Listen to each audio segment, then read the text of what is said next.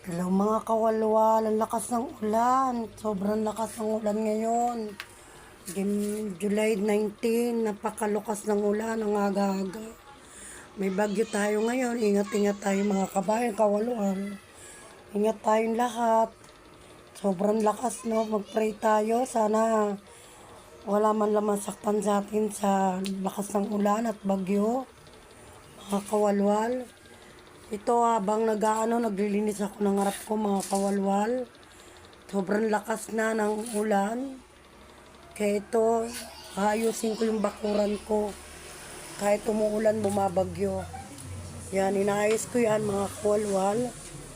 Para maayos ang labas ko yan. Kayos-ayos din pag may time. Talagang kailangan natin maglinis. Sobrang dumi na ng harapan ko. Kaya maraming salamat kay Rosette, tinulungan niya ako maglinis. Kaya ito, linis-linis lang tayo mga kawalwal. Ingat tayo mga kawalwal sa krisis na dumadating ngayon. Talagang sobrang lakas ng ulan. Ingat tayo. Lalo na sa mga probinsya, ingat tayo. Kaya napakalinis na, no?